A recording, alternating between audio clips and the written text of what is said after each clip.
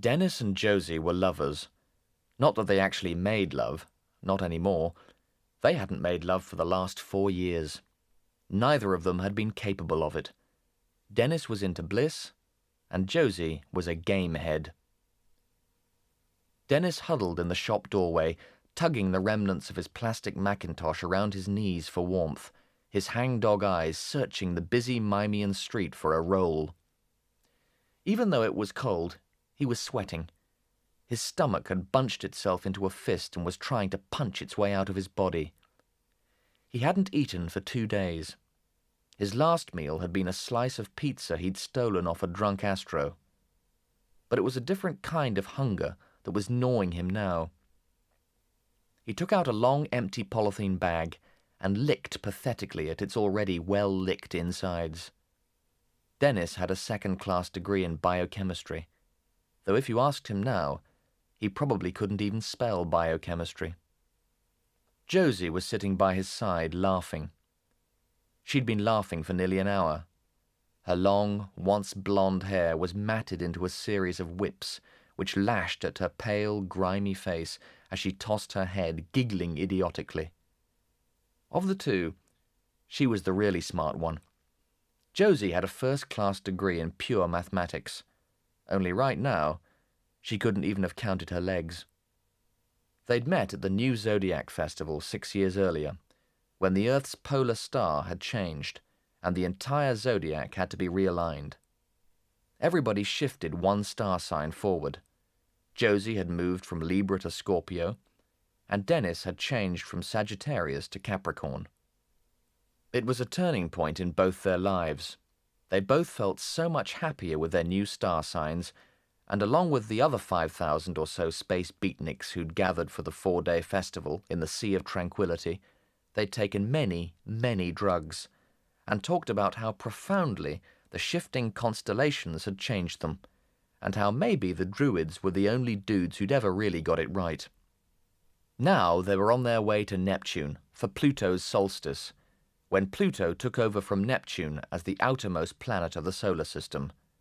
They'd been traveling for 5 years, and so far they'd only managed to bum their way up to Saturn. Still, they weren't in any particular hurry. The solstice wasn't going to happen for another 50 years. So Dennis scanned the street for a roll, while Josie sat beside him laughing. Across her brow gleamed the metal band of a game head. Underneath it, needle-thin electrodes punctured the skull and burrowed into her frontal lobes and hypothalamus. The game started out actually as a game. It was intended as the zenith of computer game technology. Tiny computer chips in the electrodes transmitted signals directly to the brain. No screens, no joysticks. You were really there, wherever you wanted to be. On the inside of your head, your fantasies were fulfilled. The game had been marketed as better than life. It was only a month after its release that people realized it was addictive. Better Than Life was withdrawn from the market, but illicit electronic labs began to make copies.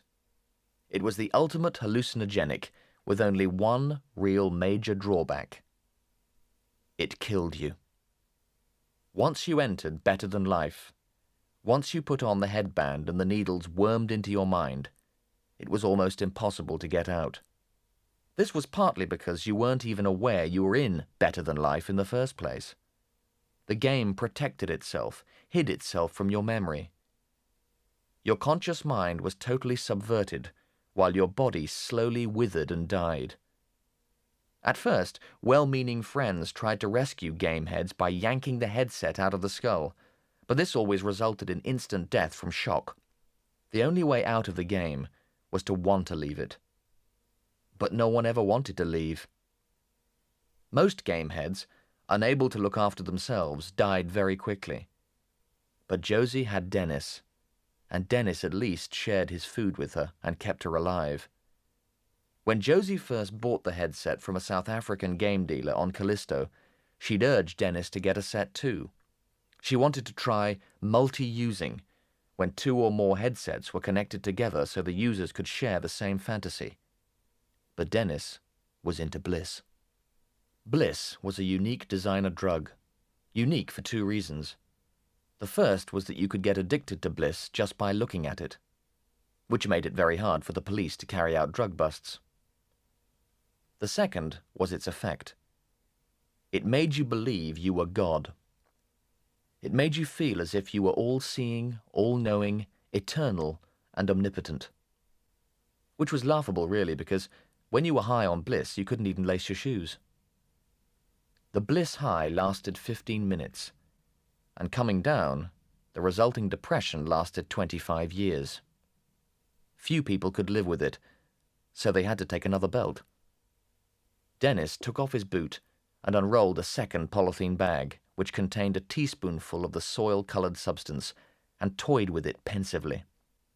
He always saved a final belt for when he needed to roll someone for money, which was what he was going to do right now. Lister should have known better. He'd been on Mimas long enough to know not to turn round when he heard the voice. He should have put his head down and run, but he didn't. And by the time he worked out what was happening, it was too late. "Stop, my son!" the voice bellowed, and Lister twisted to see the bliss freak in the plastic mackintosh swaggering towards him in a mysterious way. "Dost thou knoweth who I am?" Lister's eyes darted from side to side, looking for an exit, but the bliss freak edged him into a doorway, and there was nowhere to go. "Dost thou knoweth who I am?" "Yes," thought Lister. "You're a smeggin' bliss freak. Yes," he said aloud. "You're God, right?" Dennis beamed and nodded sagely. The mortal had recognized him. Not everybody did. "That's right. I am God, and I have cometh to thee for a mighty purpose. I need some of your mortal money." Lister nodded. "Look, I'm completely strapped, man. I've got absolutely nothing on me. Not a bean." The bliss freak sighed heavily, trying to contain his wrath. "Would you like me to call down a mighty plague and lay waste this entire world?" "No," Lister shook his head. "Would you like to be turned into a pillar of salt?" "No," Lister shook his head again. "Then give me some money." "Look, I've told you, I'm broke."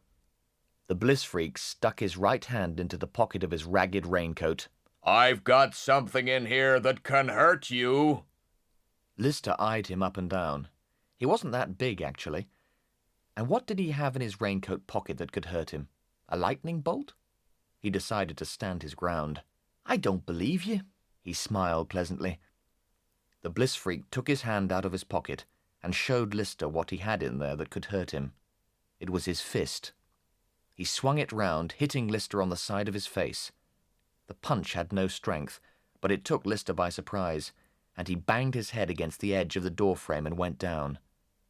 When he came to, barely 30 seconds later, his $53 pounds had gone, and so had God.